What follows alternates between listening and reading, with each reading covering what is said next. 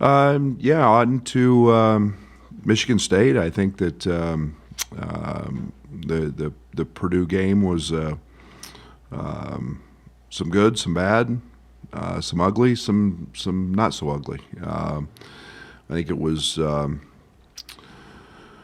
credit to our guys, the fight, the level of play in an extremely tough environment. After getting down 20-4 against the number one team in the country, and just kind of possession by possession, finding a way to get back in it. Not once, but multiple times. And I didn't think we were ultra competitive on the glass. Biggest downside of that game was that, and something we have not been very often. And we have to get back to rebounding the basketball at the level we know we're capable of. I think we're sixth offensively, and I don't know, somewhere in the 40s defensively. But we have to do a much better job. Part of that was our coverages on Zach.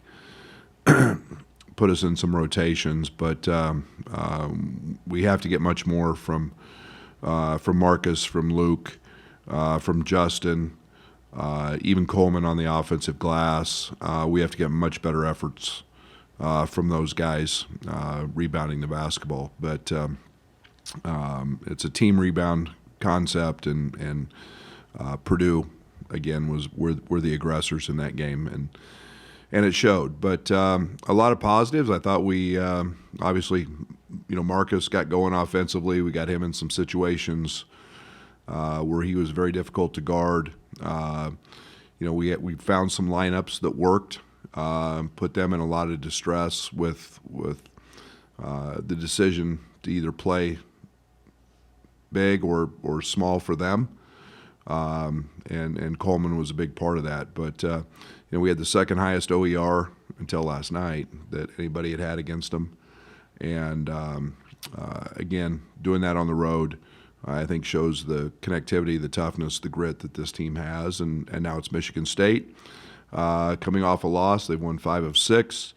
It's it's a guard-oriented team. They return a tremendous amount of experience and firepower and athleticism at the guard spot. Walker's obviously one of the elite guards in not just the Big Ten but in the country. And then they've got a plethora of bigs. One thing with Michigan State, they're going to be elite in transition. They're going to compete on the glass, and they're going to guard you. So, it's a great opportunity to play against a very good basketball team. They're battle tested. They've played some folks, as Tom's teams always do, and you expect a rock fight when you face them. So. We'll have to be ready to go tomorrow night at 8. Marcus giving you the production he's given you so consistently over the past 2 weeks. How does that allow you to kind of build your offense or the rest of your offense? Yeah, Marcus elevates. It's not just Marcus's points. Marcus is, he's had double-digit assist games. He's, it's putting him in positions to. At his size and skill set, he's starting to shoot three much better. We all know he's got a long history of being a very good three-point shooter. He got off to kind of a tough start, but I think he's feeling a little more comfortable in his role, and that's evidenced by his productivity. He's shooting at a pretty high clip. His conditioning, I think he's one of the best conditioned athletes I've coached, and we're asking a lot of him, but. He's very capable, and he's been spectacular. As a follow-up, he seems to be one of the most unique players in the conference, if not the nation, in how he plays. Was it something you kind of were seeking, or was, hey, we found a guy and we're going to fit him in because of you liked what he has? Both. A combination of all that. One, we obviously went 0-3 against Penn State, facing something very similar to that last year. We knew we had that with Ty. And now we felt like we could utilize that again with Marcus in the process. And There's a lot of ways to get closer to the basket to score. It's the way the rules of the game are makes it very hard to defend when you can't armbar, when somebody turns their back, when you can't touch them when they're facing you. He's a 90% free throw shooter. That's a pretty good asset, and and then he can play in ball screens as well. So we knew what we were getting. He's exceeded the success rate maybe that even I thought he would have. Quincy took a pretty nasty fall on his wrist at Purdue. He said he was hurting him. Is there an update? Like, do you think that'll limit him in any capacity moving forward? No, he's good. He's good. He shot the cover off of it Sunday in practice, so he's fine. Hey, Brad, you played with kind of a shorter rotation here recently. I know some of that is Nico's injury, obviously Sincere and Terrence and whatnot. But do you need more from the bench? Do you feel okay with giving them loads of minutes to the starters that you are, or do you want more off the bench in terms of production and also minutes? Well, I think you always want your best players on the court who are playing the best as much as possible. I mean, that's how you win at the high major level. You don't win putting bad players out there. I don't want to say bad players, but putting bad combinations or guys that aren't your best. And I think that obviously the other night Ty was sick, had a fever. He's been battling through that. He was back in practice yesterday. That hurt us. We miss his rebounding. We miss his vulnerability. So it was kind of one man down with that. But the one thing I do feel great about, like Coleman can go all day. Coleman never gets tired. He's a Trent Frazier-like in that area. He's unique in terms of his ability to.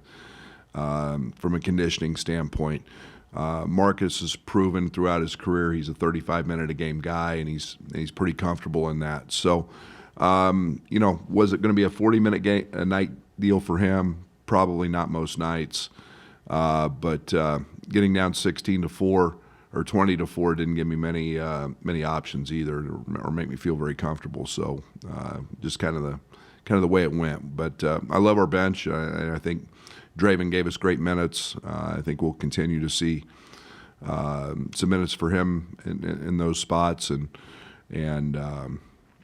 we've obviously got to find the right opportunities to get Dane on the court because he impacts the game. Brad, a lot of coaches say you learn more about your team in losses than wins. In this loss to Purdue, what did you learn about this group this year? Well, I've said it all the time. And it's getting pretty redundant. I mean, we're a really connected team that likes each other, and that was very evident. It's very easy to have teams that just fold and quit when you're down 20-4 and say, tonight's not our night. That's not our DNA. That's not who we are. And to come back not once but twice. Purdue did what a number one team should do. They make a run and they're at home and they've got their fans going nuts and they thrived on that emotion. It's what makes league play so special. But we kept fighting, and that's pretty powerful for me as a coach to believe in those guys like that and know that that's our makeup. You mentioned after the Purdue game just that you got out of rhythm offensively. How do you maybe approach that as a coach in terms of maybe letting them try and play through it as opposed to maybe making a change and trying something different? Well, I let them play through it. I didn't call timeouts, and I kind of just, too early. I thought that, we had a pretty good idea that, Zach might be on Ty. To start that game, and Zach is so unique. I mean, there's nobody 7'5" and like that. But in Ty's, when Kansas did it with Hunter in the exhibition, he destroyed it. And we've seen it before. So Zach's unique, but I think the one thing that you find your balance. Your team. Sometimes you got to call them a lot quicker. I've had games in my past where I've burned all my timeouts in the first half to try to get it changed or try to figure out the lineups. And We found some lineups, especially in the second half, that we felt really, really good with, and Luke was shooting the cover off of it, and we know Justin's been on a pretty good run, so it was just a lineup we felt great with. But you kind of mix and match, and sometimes it's a momentum thing, sometimes it's a lineup thing, sometimes it's an execution thing, and we kind of went to our kind of 5-out package to change momentum and got away from the booty ball stuff a little bit, and that really got us back into it as well. Big Ten teams are overwhelmingly, it's like 21-6 at home this year, so it probably goes without saying, but what's the importance for you guys this week of kind of holding court with these two big home games? I don't put any value on a home or road game. It's the opponent. And it's what makes this league great. It is the true challenge of the greatness of this league is finding a gold bar, as I call it, and a gold bar is one that you can go steal from an opponent's place with a victory, and you just put that in the bank. And those things are really, really hard to get, and we have one. At Rutgers, and you've got to protect your home. You've got to fight. Because everybody's trying to get them. And when you've got great coaches, and you've got great players, and you've got the longevity of a 20-game season, everything's about the game in that moment. This is probably just recency on my part, but just to have a team where you can maybe shift gears offensively like you have been able to do. I don't know, have you had teams like that where you could just do something entirely different and it still be maybe a really good option? Yeah, Oklahoma State. That team was. I think my teams at SFA were the fewest ball screens of any team in the country. We just had guards that couldn't play in them. So it kind of limited how we played. We could do a lot of different things at Oklahoma State because we had versatile, skilled players. This team, for the first couple of years, we couldn't do anything offensively. It was a challenge. But we do have some versatility. I think we're 6 today in offense. We can we have veteran guys who can pick things up if we make subtle changes. That's a tribute to our players, and a lot of that's stemming from Coleman, a pick and pop 5 who can shoot it and space the floor, and teams have to adjust, and then having multiple guards who can post it, and spacing them with shooters. So, if we don't like that, we've spent all summer working on some 5-out motion stuff, and we went to it in the Purdue game, and it was good for us. Brad, I know Draven got in a little foul trouble, but it seemed like he sparked you for a little bit early defensively. Is that something you think he's capable of doing? Yeah, I love it. Draven's an elite athlete, and he competes like crazy. And he's typical of a freshman that he's got to quit using his hands. But he gets over ball screens. He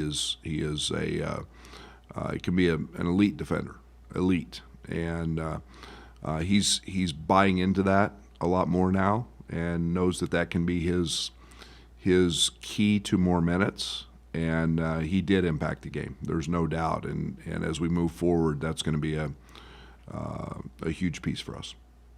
You mentioned Amani had some back spasms before Purdue. Is that cleared up? Do you expect him to be available this week? Don't know till probably game time today, or today. It's been day to day, getting those things handled.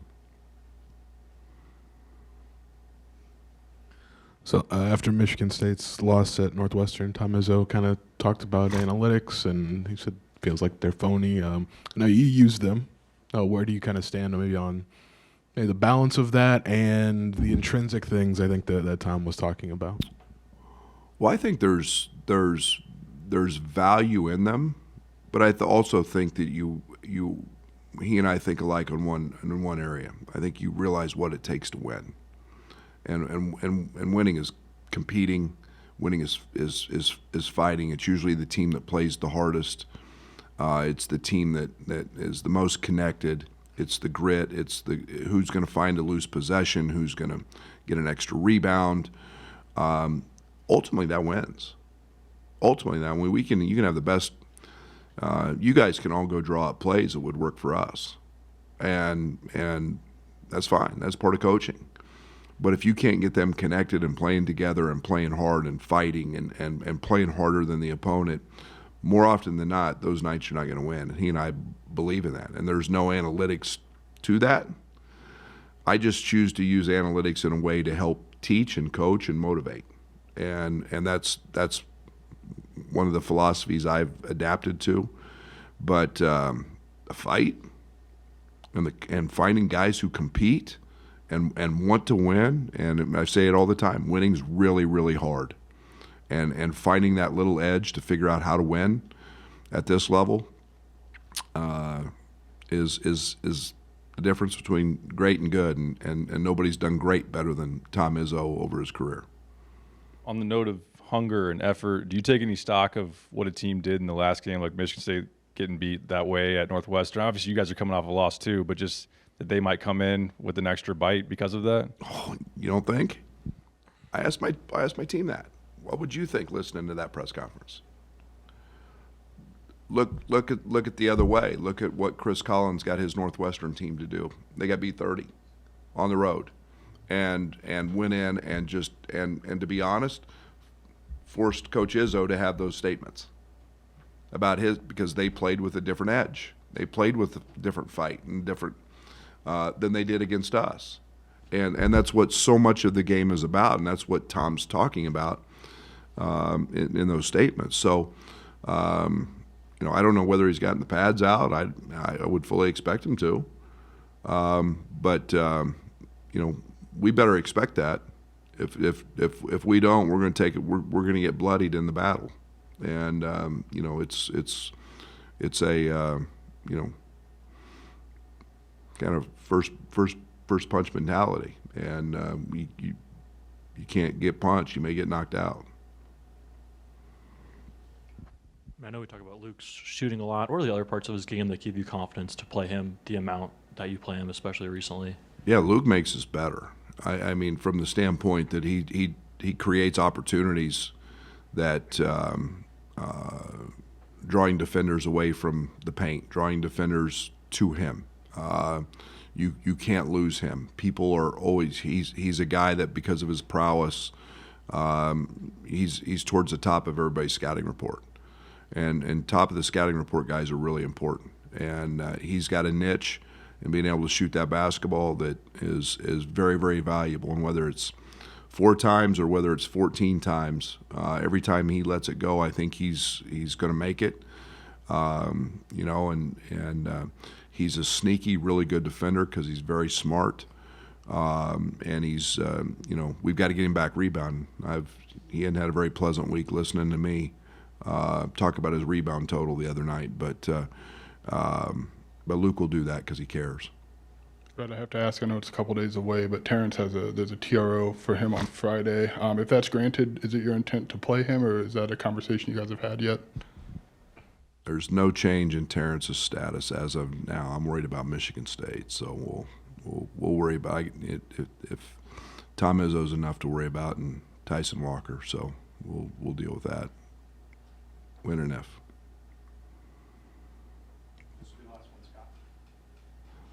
I guess this is just our weekly Nico question, but where's he at maybe in his return to play process? He's in practice. I think he is meeting with a doctor tonight, maybe, or tomorrow. But he has looked really good, and he's been really solid in practice. And until we get to final, I would think it's probably a game time decision based on what the doctors say in another day of practice. Thank you. Let's head down.